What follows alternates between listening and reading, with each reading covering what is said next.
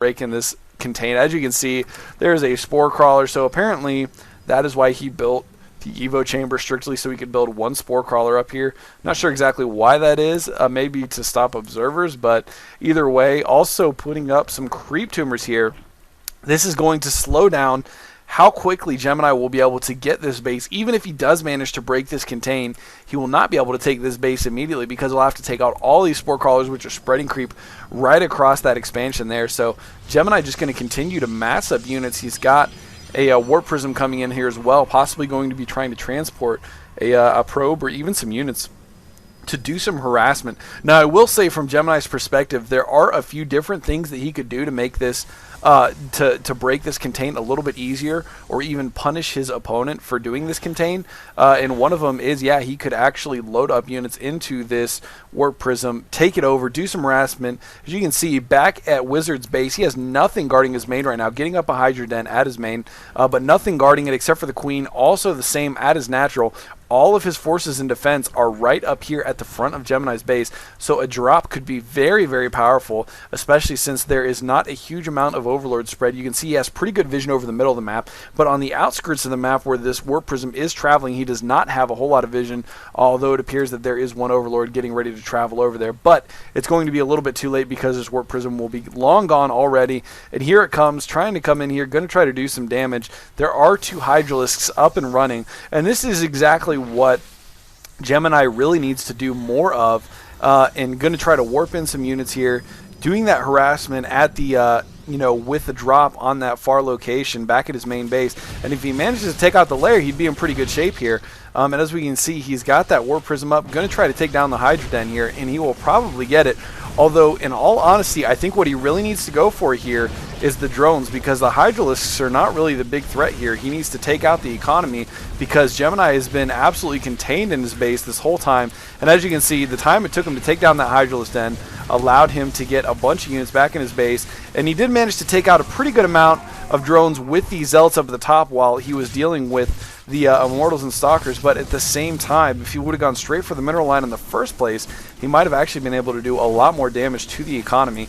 But either way, it looks like he is going to be able to hold this off, and so Gemini did lose that force, doing a little bit of damage on the economy, but I don't think he really justified the cost of that drop. But another thing that Gemini could do in this position, as you can see, he is also trying to break out the front here, but it looks like there is actually probably going to be enough spine crawlers here.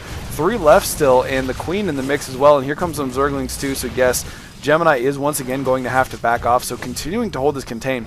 But what I was going to say is that he could manage to break this contain possibly if he used Void Rays to do some harassment and attack while he was actually trying to break the front. As you saw, he did that drop back here on the far side of the main base for Wizard, but while he was doing that, he did not attack the front. That allowed the Zerglings to go back and defend, and then once the Zerglings were able to defend and hold off that push, he just brought him back to help defend, or help hold this contain rather. And here comes Gemini once again, going to try to break out, but as you can see, there are still a good amount of spore crawlers here, more being built right now, although I don't believe they're going to finish in time because there are a pretty good amount of Protoss units here, and so it looks like Wizard is going to cancel and get out of dodge here. But meanwhile, Wizard has, and unfortunately, a little bit of a miss macro there, not setting his rally point on the extra hatchery he just put up, but he is getting up another hatchery over at the 3 o'clock position here, so continuing to expand, which, as you guys may have heard if you're watching the GSL, Artosis says this all the time: if you get ahead, get even more ahead. Don't waste your time, your army, your economics by trying to go for a killing blow when you have a small advantage. And actually, funny there, we see a little ghost pylon. Gemini apparently thinking that Wizard doesn't have anything out here and he's going to proxy pylon him and warp in more units, only to find out that Wizard does indeed have an expansion there and a good-sized army and a decent amount of defense. So he's going to have to take that out in order to do any serious damage to Wizard's position on the map here. And of course, he is unaware of the expansion up here in the middle right as well. So it looks like Gemini once again going to back off, still putting up a proxy pylon right behind the line of destructible, or I'm sorry, not the destructible rocks, but the line of sight blockers here. But what I was saying is, Artosis says, when you get ahead, get even more ahead. If you get a little bit of an advantage and you pin your opponent in their base for a good amount of time, or kill an army so that they cannot manage to leave their base because they will lose their army because you have superior map presence, then take another expansion. Do something to further expand on that small economic lead that you got, or that small lead that you got just from taking out the army. And here comes the Zerglings from the back, going to get us around on Wizard and take out those sentries in the back row while the Hydras do the damage up front. And Hydra's quite good against Zealots and sentries, especially when the Protoss player is so kind as to put a wall of force fields up, blocking his Zealots from getting to those Hydras. But Gemini is going to be forced to retreat once again. Proxy Pylon's going to go down, and Wizard has managed to get a stranglehold on the map economically, and Gemini still has not gotten up his first base. The creep just now receding as he was able to take out the creep tumors at the expansion here. So again, this is a really fun, interesting take on Cheese and Steps of War.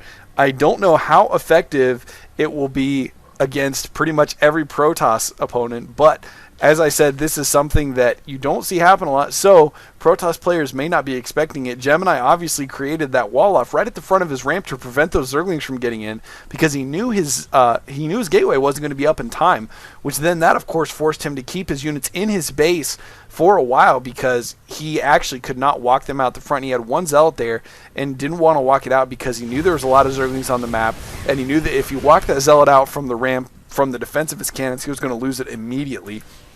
And that allowed Wizard the time to get his hatchery up and running here so that he could start putting down spine crawlers.